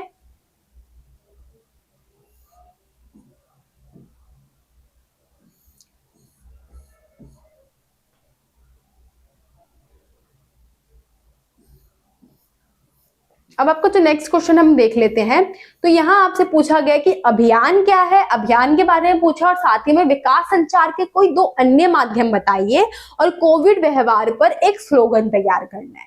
तो इसमें क्या है, आपको अभियान बताना है, साथ ही में हमने किस तरीके से अभियान चलाने के लिए कोविड के लिए कोई ऐसा स्लोग बताने, जैसे कि हमने बहुत सारी चीजें जो है कोविड-19 के समय में की थी, तो यहाँ पे क्या है, आपको इस तरीके से स्लोगन जो है वो तैयार करना है और विकास संचार के कोई अन्य माध्यम जो है हमें वो भी बताने हैं। तो हम उसको देख लेते हैं। तो फर्स्ट यहाँ जो है आपसे अभियान बताया गया है कि अभियान क्या है। तो अभियान में हम देख लेते हैं, तो यहाँ हम अभियान की बात कर ले तो मोस्टली हम अभियान से क्या समझते हैं कि अभियान क्या है, हम किसी भी कार्य को पूरा करने के लिए क्या कर रहे हैं, किसी तरीके की मुहिम चला रहे हैं, उसको हम अभियान बोल सकते हैं। तो यहाँ हम अभियान की डेफिनेशन देख सकते हैं, क्या है यहाँ पे कि बैठकों, लेखों में लिखित सामग्री के वितरण या प्रदर्शनी द्वारा किसी विशेष उद्देश्य के लिए प्रयास किया करना अभियान कहलाता है। तो इसमें हम क्या है, कोई भी हमारा विशेष उद्देश्य जिसकी हम पूर्ति करना चाहते हैं, तो उसके लिए हम जो भी प्रयास कर रहे हैं उसको हम क्या बोलेंगे, अभियान कहेंगे। ऐसा कोई भी कार्य, कोई भी विशेष कार्य जिसकी हमें पूर्ति करनी है, उसको हम जो भी प्रयास करेंगे वो किस में आ जाएगा, हमारा अभियान में आ जाएगा। ठीक है, विकास संचार के अन्य साधन की हम बात कर ले तो रेडियो, टेलीविजन, प्रिंट माध्यम, सूचना एवं संचार प्रौद्योगिकी। ठीक है, इसमें क्या है, रेडियो, टेलीविजन ऊपर हमने पढ़ लिया था। ठीक है, अगर आपसे एक्सप्लेनेशन पूछ ली जाए तो आपको इसमें बता देनी है। ठीक है, बाकी यहाँ पर आपसे सिर्फ संचार के अन्य माध्यम जो है वो पूछा गया था, तो यहाँ पे हमने बता दिया है कि रेडियो हो गया, टेलीविजन हो गया, प्रिंट माध्यम हो गया, सूचना एवं संचार प्रौद्योगिकी हो गया, अन्य आपको पता है वो भी आप इसमें ऐड कर सकते हैं। अब यहाँ पे स्लोगन की बात की जा रही है, तो इस तरीके से क्या है, आपको स्लोगन में क्या करना है कि राइम बनानी है, जैसे बड़े बुजुर्गों का रखे ख्याल, तोड़े हम कोरोना का जाल, तीसरे चरण में रहे सतर्क, रोके वायरस की यह जान। ठीक है, तो आपको क्या करना है, राइम बनाते हुए आप क्या है, स्लोगन तैयार करना है। वैसे आई थिंक सो कि स्लोगन जैसा कोई क्वेश्चन तो आएगा नहीं, लेकिन हाँ ऊपर जो है अभियान वगैरह हो गया या फिर विकास संचार के अन्य साधन हो गया, ये क्वेश्चन क्या है आपसे पूछ लिया जा सकता है। ठीक है, तो आई होप आपको जो क्वेश्चन है समझ में आ गया होगा। नेक्स्ट हम आपका क्वेश्चन जो है वो देख लेते हैं। तो यहाँ आपसे पूछा गया है कि आपको जो रेड रिबन एक्सप्रेस अभियान है ये क्या है और इसके विस्तार में कोई भी 5 उद्देश्य वो आपको बताने हैं। रेड रिबन की हम बात करें तो ये क्या है, एड्स महामारी के लिए इसको चलाया गया था। यहाँ पे क्या किया गया था, एक रेल है उसको चलाया गया था, साथ ही में बहुत सारे ऐसे गांव हैं, ऐसी जगहें हैं जहाँ पे क्या है उस ट्रेन को लेकर जाया गया था और साथ ही में एड्स महामारी जो है हमारी उसके बारे में लोगों को जागरूक किया गया था। ठीक है, तो इसलिए हमने क्या किया था, अपना जो रेड रिबन एक्सप्रेस अभियान है इसको हमने चलाया था। ये भी एक तरीके की हम मुहिम की बात कर सकते हैं। ठीक है, किसी भी चीज के हम उद्देश्य की प्राप्ति कर रहे हैं, हमारा उद्देश्य था कि लोगों को एड्स महामारी है उसके बारे में जानकारी जो है वो प्राप्त हो। लोगों ने क्या पहले धारणा बना रखी थी, जिसको ये समस्या है उससे हमें दूर रहना है, ये समस्या क्या है फैल सकती है, तो वो क्या करते थे, उन लोगों को बिल्कुल समाज से अलग कर देते थे, जो कि एक सही धारणा नहीं थी। तो उसी को समझाने के लिए, उसके बारे में बताने के लिए क्या किया गया था, जो ये हमारा रेड रिबन एक्सप्रेस है इसको चलाया गया था। ठीक है, तो हम यहाँ पे देख लेते हैं इस अभियान के बारे में क्या है। Red ribbon express HIV AIDS के बारे में जागरूकता उत्पन्न करने के लिए देशव्यापी अभियान था। ये हमारा क्या है, देशव्यापी अभियान था, मतलब ये देश के अंदर चला था। किस लिए चला था, हमारा HIV एड्स है इसके बारे में लोगों को जानकारी देने के लिए। फिर परियोजना को राष्ट्रीय एड्स नियंत्रण संगठन नाको, नेहरू युवा केंद्र, अब यहाँ पे नाको की आपको फुल फॉर्म में याद कर ले रही है। नेहरू युवा केंद्र संगठन है तथा यूनिसेफ तथा UN एड्स आदि अंतरराष्ट्रीय एजेंसियों ने भारतीय रेलवे के साथ मिलकर कार्यान्वित किया था। इसमें भी क्या है, बहुत सारे संगठन जो है वो शामिल हुए थे, ठीक है, जैसे कि राष्ट्रीय एड्स नियंत्रण संगठन फर्स्ट हमारा संगठन है, सेकंड हमारा नेहरू युवा केंद्र संगठन है, थर्ड हमारा यूनिसेफ है और फोर्थ हमारा क्या है, UN एड्स अंतरराष्ट्रीय जो है हमारा कौन सा हो गया, हमारा फोर्थ संगठन हो गया, अंतरराष्ट्रीय एजेंसी है। और क्या है, भारतीय रेलवे भी इसके अंदर था। इन्होंने क्या किया था, ये जो 5 हम बोल सकते हैं, पहले तो हम 4 संगठन और साथ ही में हमारा भारतीय रेलवे है, इन्होंने साथ में मिलकर क्या किया था, इस अभियान को जारी जो है वो किया था। नेक्स्ट क्या है, रेड रिबन एक्सप्रेस यात्रा कन्याकुमारी से प्रारंभ हुई थी।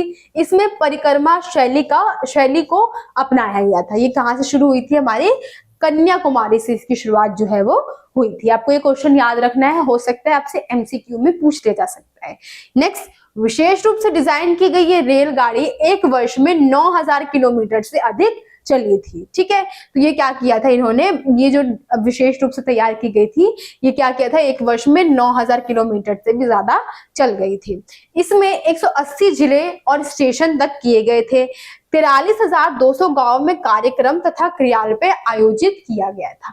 इसमें क्या किया गया था, 180 जिले थे इसमें, ठीक है, बहुत सारे स्टेशन जो है वो आए गए थे और साथ ही में क्या है, 43,200 गांव में क्या किया गया था, इनके कार्यक्रमों को जो भी आयोजन है वो किया गया था, ठीक है। तो आपको जो ये डाटा है ये याद रखनी है, आपको ये डाटा भूलना नहीं है। MCQ में पूछ लिया चाहिए, लॉन्ग क्वेश्चन में भी आ जाए तो आपको क्या है, डाटा देना जरूरी है। अगर आप डाटा लिख देते हैं तो क्या है, क्वेश्चन का आंसर जो है काफी अच्छा लगता है देखने में। तो आपको क्या है, ये डाटा जो है याद रखना है, भूलना नहीं है। तो आपको अगर स्क्रीनशॉट लेना है तो आप ले लीजिए। नेक्स्ट इसके बाद जो इसका उद्देश्य है हम उसको देखेंगे।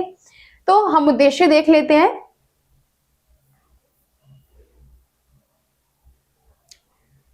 तो क्या है इसमें, फर्स्ट इसके उद्देश्य की हम बात कर ले तो लोगों में एड्स के प्रति जागरूकता उत्पन्न करना। फर्स्ट तो अब क्या है, एड्स के बारे में ये जानकारी देने के लिए चालू किया गया था। तो आप फर्स्ट पॉइंट डाल सकते हैं कि क्या है, लोगों को इसके प्रति जो जागरूकता है वो बतानी थी।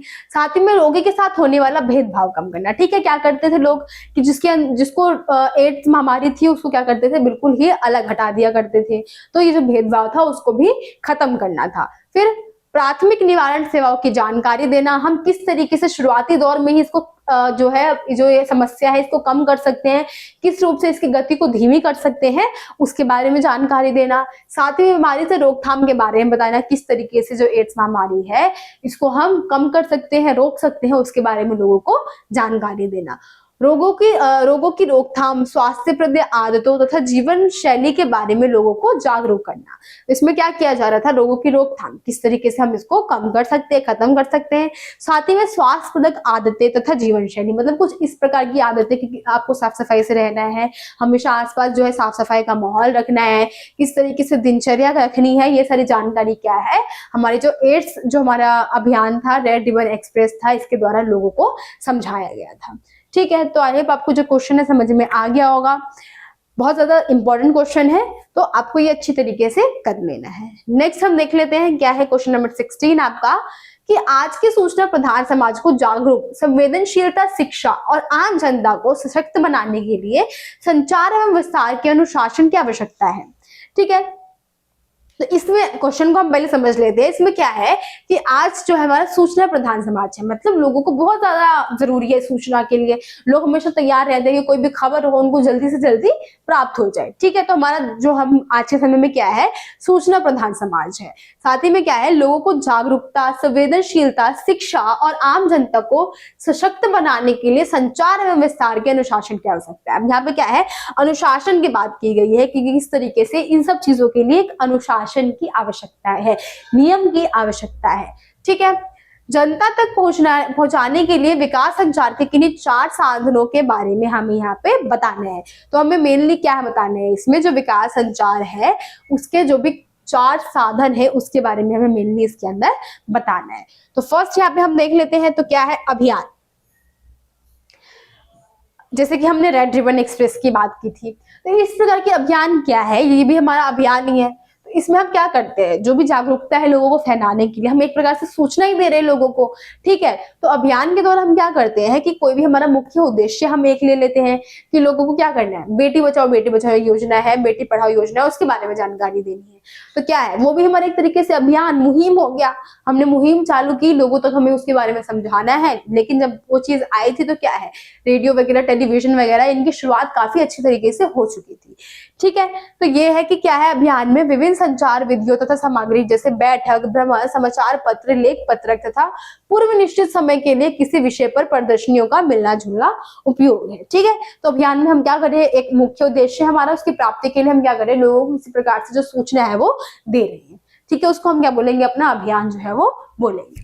रेडियो तथा टेलीविजन हमारे संचार के माध्यम में आ जाएंगे। इसके द्वारा हम क्या कर सकते हैं, लोगों को आसानी से क्या है, बहुत ज्यादा सस्ते भी है, लोग इसको रखना भी पसंद करते हैं, और साथ ही में क्या है, ये काफी लोकप्रिय भी है। तो इसमें क्या है, सर्वाधिक लोकप्रिय, सबसे सस्ते तथा सुविधाजनक जनसंचार माध्यम है जो विकास के प्रयोजन के लिए उपयोग में लाए जाते हैं। नेक्स्ट हमारा मुद्रण माध्यम है। मुद्रण माध्यम की बात करें, न्यूज़पेपर है हो गया, उसकी हम बात कर ले प्रिंटेड माध्यम। तो क्या है, राष्ट्रीय तथा क्षेत्रीय दैनिक समाचार पत्रों में छपने वाले अधिकांश समाचार शहरों के लिए होते हैं और ये सतत शिक्षा का एक माध्यम है। तो ये हमारे संचार का एक बहुत अच्छा माध्यम है कि हम क्या कर रहे हैं, इसको हम हिंदी की बात कर ले, हमने हिंदी में हमारा जो आपका जो अभिव्यक्ति माध्यम मुख्य है उसमें आपने पढ़ा होगा इन सबकी विशेषताओं के बारे में, ठीक है। तो इसकी हम बात कर ले तो क्या है, हमारा मुद्रण माध्यम है, प्रिंटेड माध्यम है, उसकी हम बात कर ले तो कितना सही है ये हमारे लिए कि हम क्या कर सकते हैं, इसको हम समझ सकते हैं, पढ़ सकते हैं, साथ ही में हम लंबे समय के लिए इसको हम अपने पास रख भी सकते हैं। कोई सूचना है जो हमें याद रखनी है, कभी हमारे काम आएगा तो उसको हम अपने पास रख सकते हैं, ठीक है। तो ये भी हो सकता है, और साथ ही में सूचना बहुत अच्छी तरीके से देता है, शिक्षा का एक बहुत अच्छा माध्यम है। नेक्स्ट, सूचना और संचार प्रौद्योगिकी। सूचना और संचार प्रौद्योगिकी मतलब ऐसी टेक्नोलॉजी जिसके द्वारा हम सूचना है, संचार है, उसको पहुंचा रहे हैं लोगों तक। तो क्या है, एक समावेशी शब्द है जिसमें कंप्यूटर का हार्डवेयर तथा सॉफ्टवेयर, अंकीय प्रसारण तथा दूर संचार प्रौद्योगिकी का सम्मिलित होना। अब इसमें क्या है, एक समावेशी शब्द है, मतलब इसमें बहुत सारी चीजें मिली जुली है। समावेश मतलब बहुत सारी चीजों का समावेश है, इसके अंदर बहुत सारी चीजें हैं, जैसे कि क्या है, कंप्यूटर का हार्डवेयर हो गया, सॉफ्टवेयर हो गया, अंकीय प्रसारण हो गया, किस प्रकार से अंक गणित के द्वारा प्रसारण किया जा रहा है, दूर संचार प्रौद्योगिकी, ये सारी चीजें क्या है, हमारी इसमें सम्मिलित है। तो आई होप आपको जो क्वेश्चन है समझ में आ गया होगा। देखिए मेनली क्वेश्चन क्या था इसमें, ऊपर की हम लाइन की बात कर ली, क्वेश्चन तो कहीं मिलता जुलता ही नहीं था, लेकिन हम नीचे की बात कर ले तो क्वेश्चन हमारा यहाँ तक था कि जनता तक पहुंचने के लिए विकास संचार के किन्हीं 4 साधनों के बारे में हमें बताना है। मेन क्वेश्चन बस इतना ही था। ऐसे ही आपके पेपर में आएगा, 1 से 2 लाइन जो होगी हमारे मेन क्वेश्चन की होगी, बाकी जो पैराग्राफ दिया होगा वो फालतू का ही होगा, ठीक है। क्वेश्चन की बात कर लेते हैं, बाकी आप उसको मत देखिएगा, जो केस स्टडी आपके क्वेश्चन आ जाते हैं वो काफी जरूरी है, आपको पढ़ना भी पड़ेगा पूरा, ठीक है। तो बाकी मैं क्वेश्चनों के बारे में बता दे रही हूँ, 1 से 2 लाइन जो मेन होगी आपकी क्वेश्चन की होगी, बाकी अगर बहुत लंबा चौड़ा दे रखा है तो वो किसी काम का नहीं है, ठीक है। नेक्स्ट हम देख लेते हैं,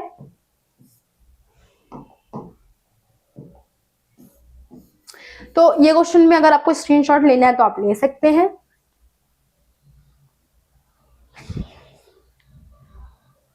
ठीक है, अब नेक्स्ट क्वेश्चन जो हम उसको देख लेते हैं, अपना क्वेश्चन नंबर 17 है। तो इसमें क्या है, विकास संचार का अर्थ है संचार की क्षमता को सामाजिक विकास के लिए एक प्रमुख उत्प्रेरक की भांति उपयोग में लाना। इनकी किन्हीं 4 मुख्य विशेषताओं के बारे में बताना है। अब इसमें क्या है, आपको विकास संचार जो है उसकी विशेषताओं के बारे में बताना है। विकास संचार किस प्रकार से अच्छा है, लोगों के लिए लाभदायक है, ये सारी चीजें आपको इसमें बतानी है। तो क्या है, हम देख लेते हैं कि विकास संचार की निम्नलिखित विशेषताएं हैं। आपको ये लाइन भी ऐड कर देनी है, इससे भी क्या है क्वेश्चन बहुत ज्यादा अट्रैक्टिव लगता है। तो ये क्या है, यह सामाजिक आर्थिक विकास तथा व्यक्तियों तथा सामान्य जन समुदाय की सुख शांति की ओर उन्मुख है। तो हमारा विकास संचार में क्या है, ये हमारे जो सामाजिक हो गया, आर्थिक विकास के लिए बहुत ज्यादा जरूरी है, व्यक्तियों तथा सामान्य जन समुदाय की सुख शांति की ओर उन्मुख है। मतलब विकास संचार से क्या है, हमारी जो जनता है उनकी सामाजिक आर्थिक संतुष्टि भी हो रही है, साथ ही में उनको सुख और शांति जो है वो भी प्राप्त हो रहा है, किससे, हमारे विकास संचार के माध्यम से, ठीक है। नेक्स्ट हम देख लेते हैं, तो क्या है इसमें, इसका उद्देश्य समुदाय को सूचना देना है। क्या है इसका मुख्य उद्देश्य, क्या है, हमारे समुदाय को सूचना देना है। इससे क्या है, सूचना मिलती है और शिक्षा भी मिलती है। हमारा जो विकास संचार है इसके द्वारा क्या है, हमारे समाज को बहुत सारी सूचनाएं जो है वो भी प्राप्त करवाई जाती है और साथ ही में शिक्षित भी किया जाता है। नेक्स्ट, अधिक प्रभाव के लिए एक उन्मुक्त हमारा है, उपयुक्त है हमारा, अधिक प्रभाव के लिए एक उपयुक्त जनसंचार साधनों तथा अंतर व्यक्तित्व संचार चैनलों को जोड़ता है। ठीक है, तो इसमें क्या है कि हमें ज्यादा प्रभावी बनाने के लिए हम देखते हैं बहुत सारे ऐसे चैनल जो है आपस में जुड़ जाते हैं, जिससे हमें सूचना भी प्राप्त हो और हमें शिक्षा भी मिल सके। ठीक है, यह श्रोताओं की विशिष्टताओं तथा उनके परिवेश पर आधारित होती है। अब जो सुनने वाले हैं उनके लिए क्या है, उनका विशेष ध्यान इसमें रखा जाता है हमारे विकास संचार में। ठीक है, तो ये आपको विशेषता है जो आपको बतानी थी, मतलब हमारे जो संचार के माध्यम है आपको उनकी विशेषताएं बता देनी थी, किस तरीके से उनसे मनोरंजन भी प्राप्त होता है, शिक्षा भी प्राप्त होती है, सूचना भी प्राप्त होती है। क्या करते हैं, लोगों को जागरूक बनाते हैं, बहुत सारी ऐसी बातें जिससे लोग अवगत नहीं होते उससे लोगों को अवगत करवाते हैं। ठीक है, इसमें क्या किया जाता है, जो श्रोताएं हैं उनको विशिष्ट रखा जाता है। इस प्रकार के हम बोल सकते हैं बातों को नहीं लाया जाता जो समाज में वो एक गलत छाप छोड़े, अच्छी बातों को लोगों को बताया जाता है। देश की जानकारी हो गई, विदेश की जानकारी हो गई, ये सारी चीजें क्या है लोगों के सामने रखा जाता है। ये सारी विशेषताएं क्या है आपको मेनली इसमें बतानी थी। ठीक है, तो आई होप आपको जो ये क्वेश्चन है समझ में आ गया होगा। आपका जो नेक्स्ट क्वेश्चन है हम उसको देख लेते हैं।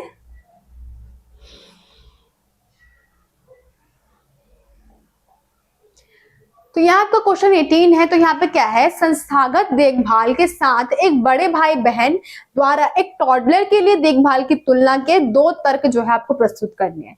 तो इस क्वेश्चन में आपसे मेनली क्या पूछा गया कि किस तरीके से संस्थागत देखभाल, मतलब हम क्रेंच वगैरह की बात कर ले या जहाँ बच्चों को रखा जाता है उसकी बात कर ले, और साथ ही में जो बड़े भाई बहन है उनके द्वारा जो एक बच्चे की देखभाल की जा रही है, उन दोनों में आपको अंतर बताना है कि एक संस्था है उसके द्वारा किस तरीके से बच्चों की देखभाल की जा रही है और साथ ही में घर में जो बड़े भाई बहन हैं उनके द्वारा किस प्रकार से जो बच्चों की देखभाल है वो की जा रही है। तो क्या है, बड़े भाई बहन के द्वारा यहाँ दिया गया है और साथ ही में संस्थागत देखभाल।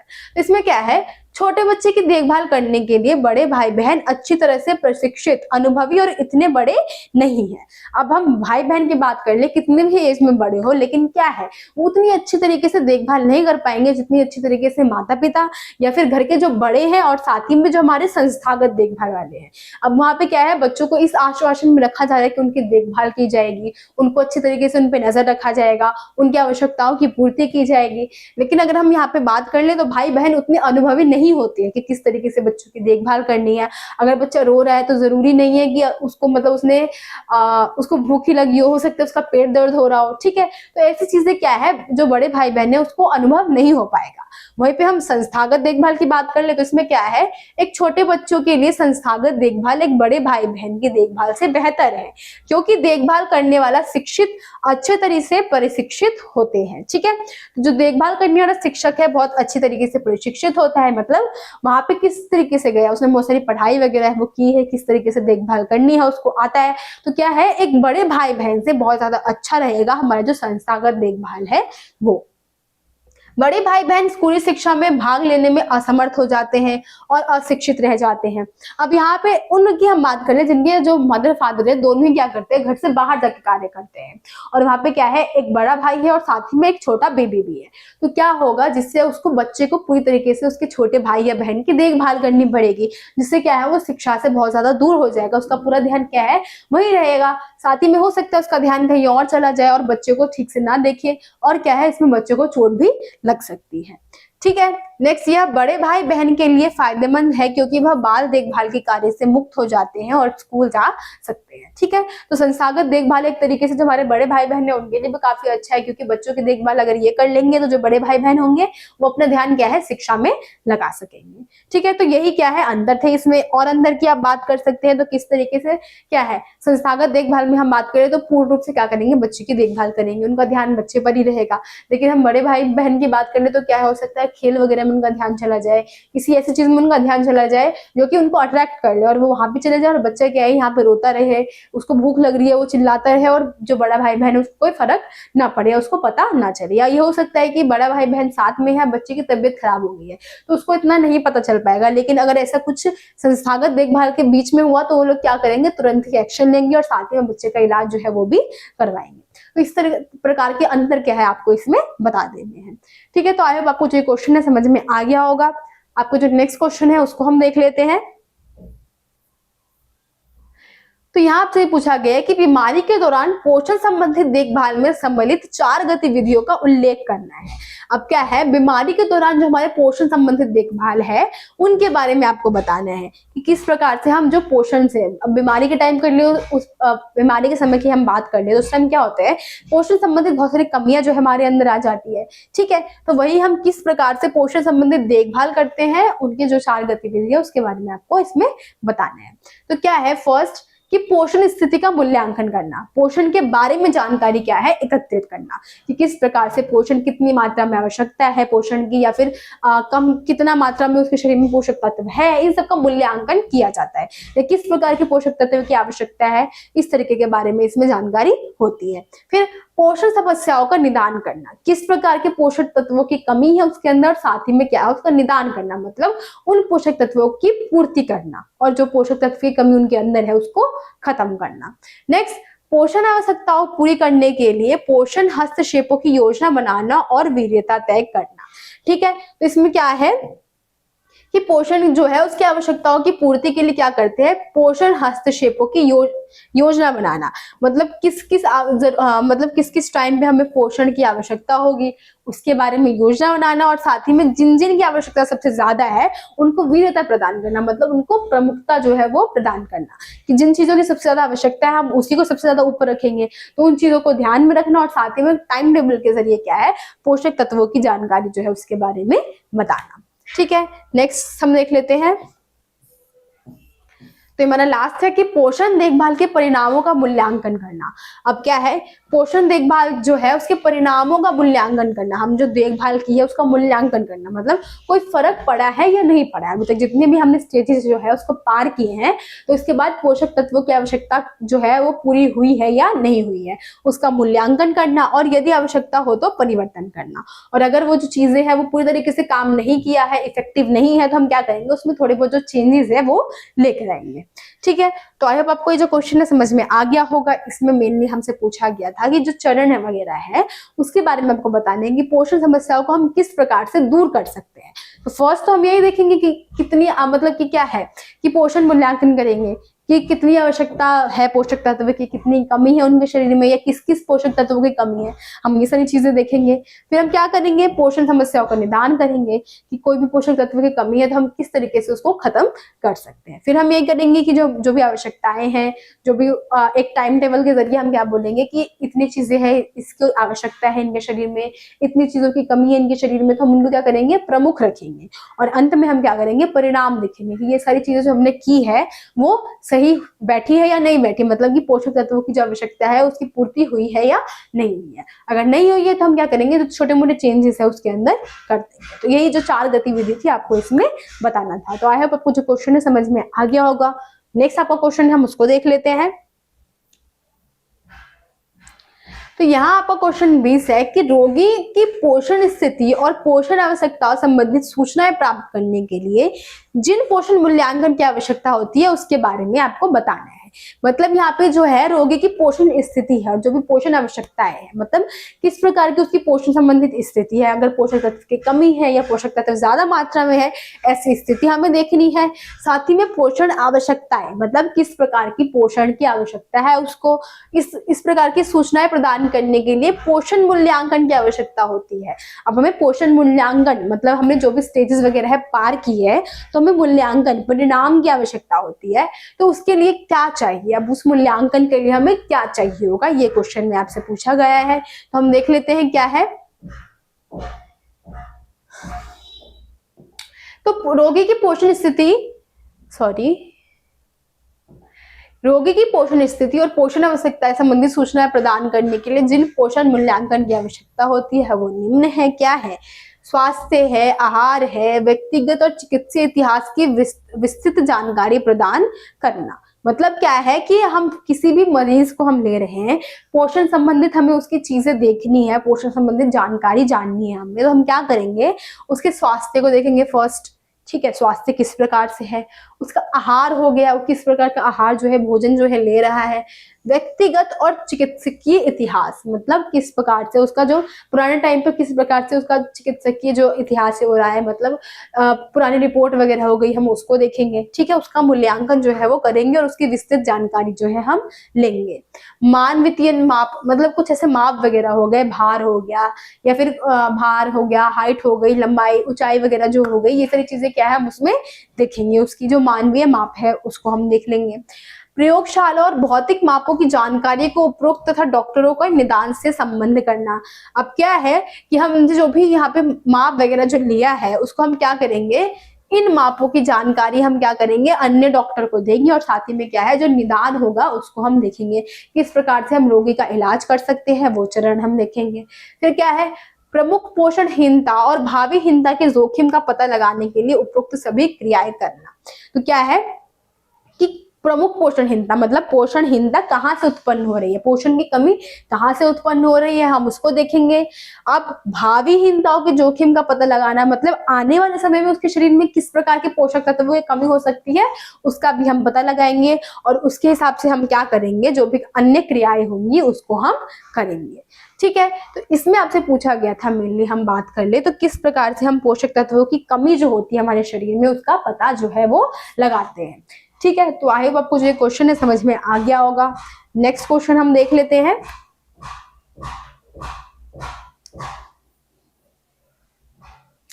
तो क्या है, यहाँ पे भोजन के बिगड़ने या नष्ट होने के लिए बहुत से कारक उत्तरदायी होते हैं। 4 उदाहरणों के साथ इन कथन का समर्थन कीजिए कि विकास संचार में जीविका के लिए आवश्यकता किन्हीं 4 कौशलों का जो है वर्णन जो है हमें करना है। तो इसमें फर्स्ट हमें क्या बताना है कि भोजन के बिगड़ने या नष्ट होने के लिए बहुत से कारक जो है हमारे उत्तरदायी जो है वो होते हैं। तो आपको बताना है कि किस प्रकार से भोजन जो है वो खराब हो जाते हैं, उसके उत्तरदायी कारक जो है उसके बारे में आपको बताना है। तो क्या है कि पीड़क कीटों का आक्रमण, कुछ कीट वगैरह होते हैं उनका आक्रमण हो जाता है, आप देखते हैं। तो वही बताया गया है कि जो पीड़क कीट होते हैं वो खाने पे क्या करते हैं, आक्रमण कर देते हैं, जिससे हमारा जो खाद्य पदार्थ है वो खराब हो जाता है। नेक्स्ट, प्रसंस्करण और या फिर भंडारण के अनुपयुक्त तापमान का प्रयोग करना। अब क्या है, प्रसंस्करण की हम यहाँ बात कर ले, नई नई प्रौद्योगिकी जो है हम लेकर आ रहे हैं खाद्य पदार्थ के लिए। हम क्या करते हैं, नई नई टेक्नोलॉजी से खाद्य पदार्थ है उसको सेव करते हैं। तो उसमें क्या है, जो प्रसंस्करण है उसके करने के टाइम या फिर भंडारण करने के टाइम हम क्या करते हैं, अनुपयुक्त तापमान का प्रयोग कर लेते हैं, जिससे क्या है हमारा खाना जो है वो खराब हो जाता है अपने शुरुआती टाइम पर ही। नेक्स्ट, प्रकाश और अन्य विकिरणों, ऑक्सीजन और नमी का अत्यधिक प्रभाव। अब यहाँ पे क्या है, भोजन में क्या करते हैं, प्रकाश हो गया या फिर अन्य विकिरण हो गए जैसे कि ऑक्सीजन हो गया, नमी हो गया, इसका अत्यधिक प्रभाव क्या है भोजन पे पड़ जाता है, खाद्य पदार्थ पे पड़ जाता है, तो वो खराब हो जाता है।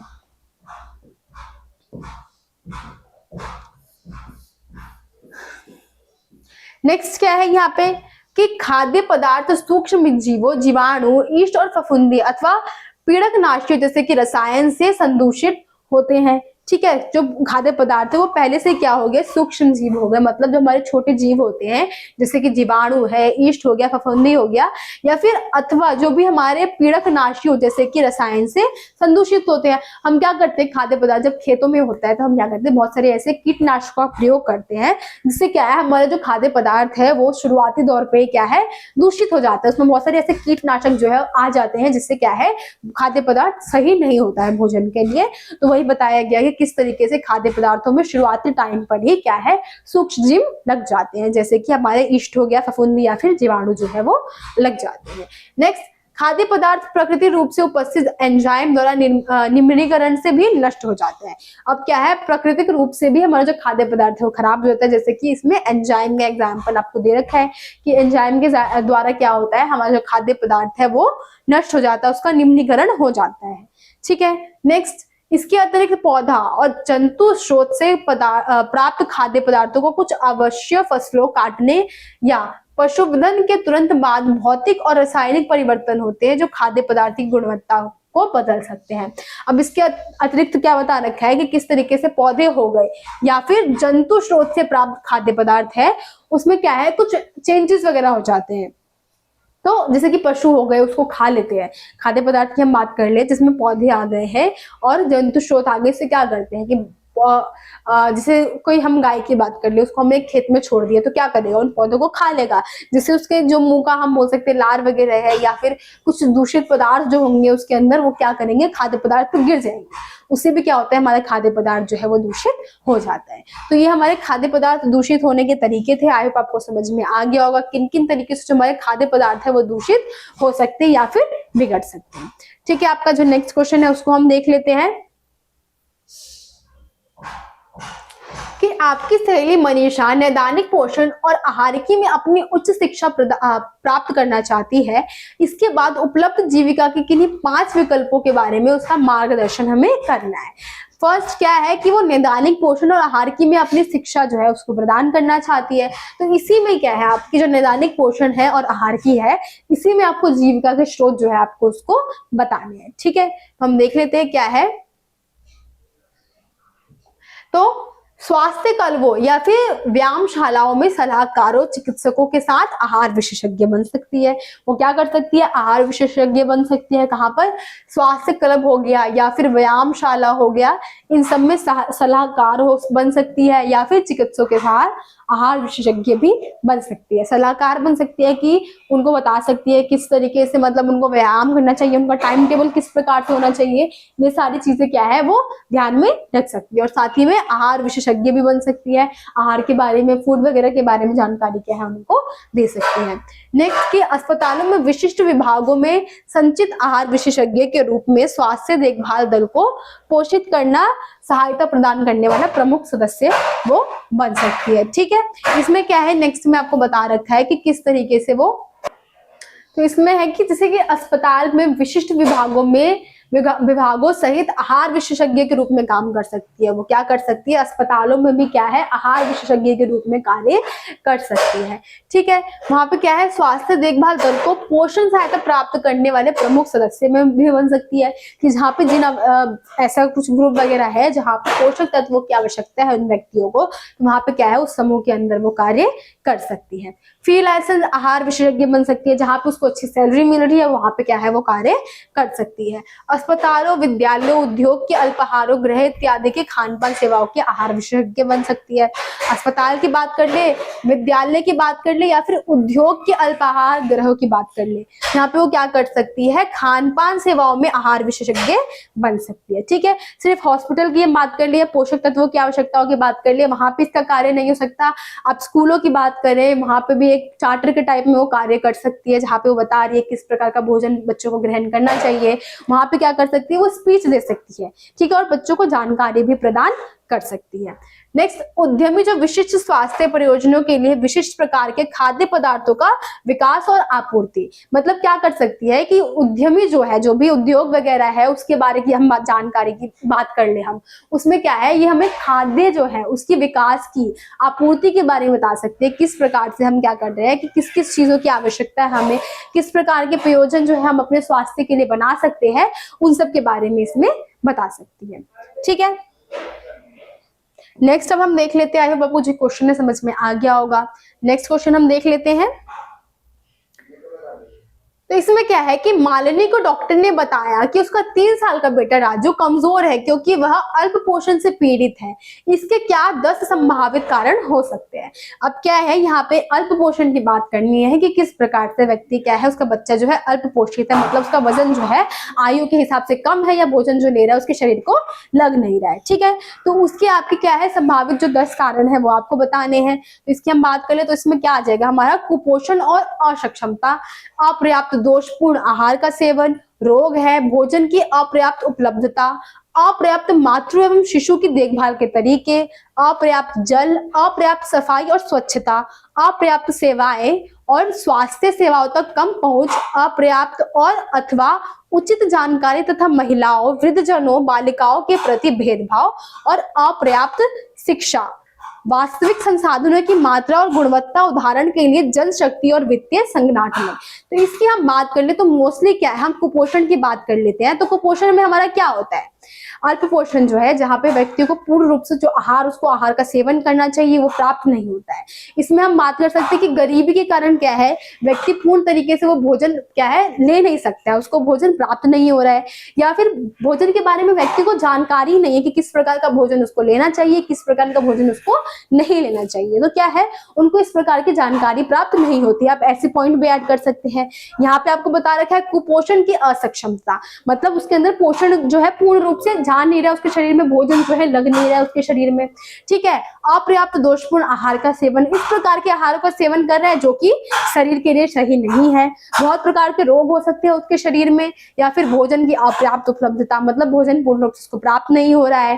अपर्याप्त मातृ एवं शिशु देखभाल के तरीके, अब क्या उसकी माता सही तरीके से उसका देखभाल जो है वो नहीं कर रही है, या फिर जो उसकी माता का देखभाल है वही ठीक तरीके से नहीं हुआ, जिससे क्या है उसका शिशु भी जो है पूरा पूर्ण रूप से स्वस्थ नहीं है।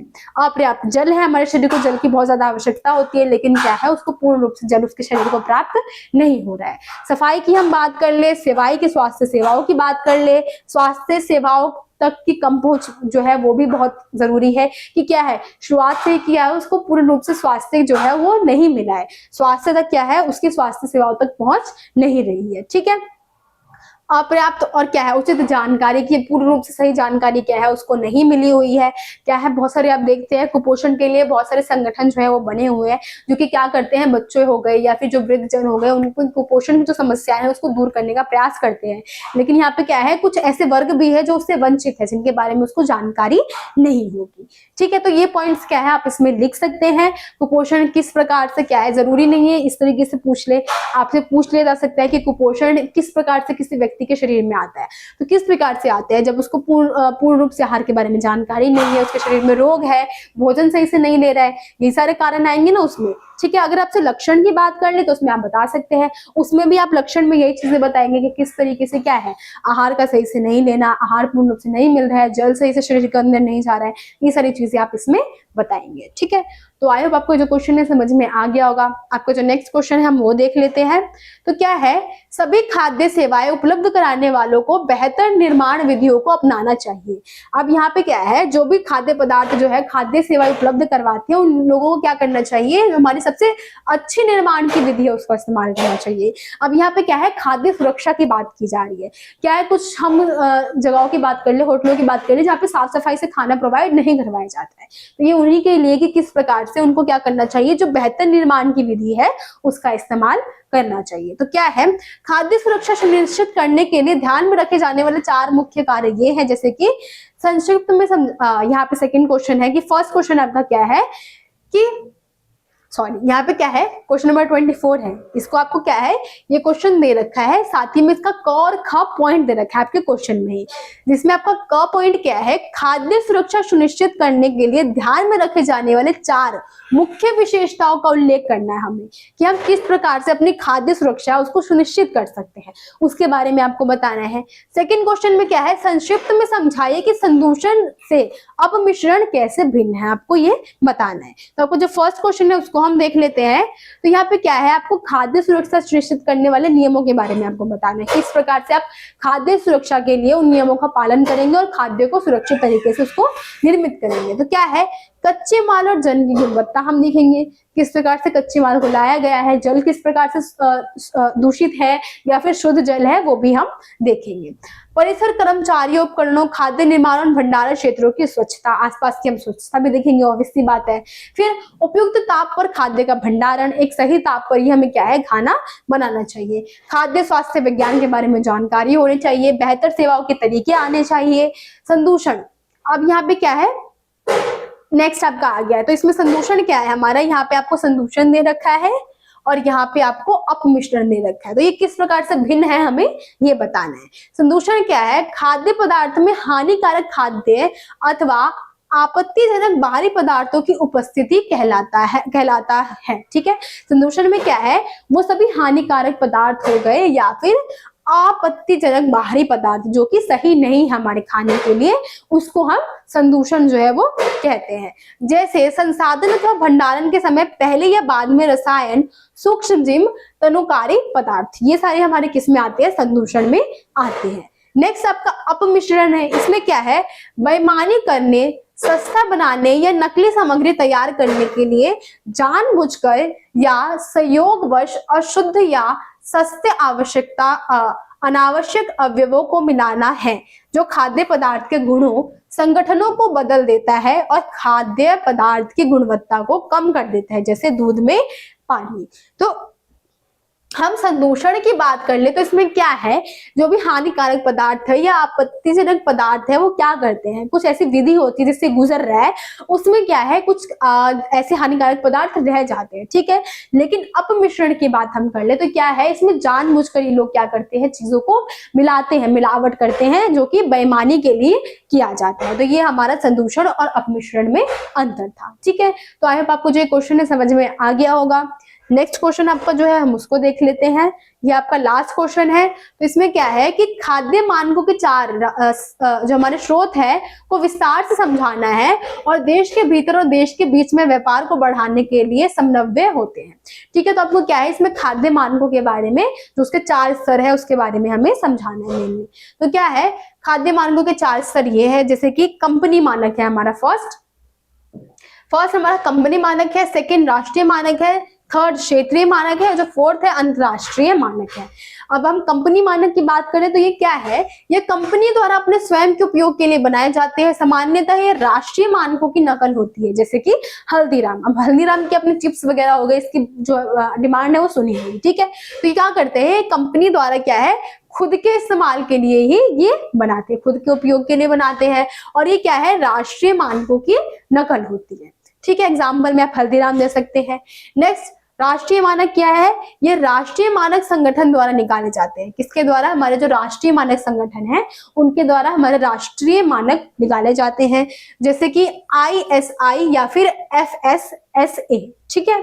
ये हमारे आ जाएंगे।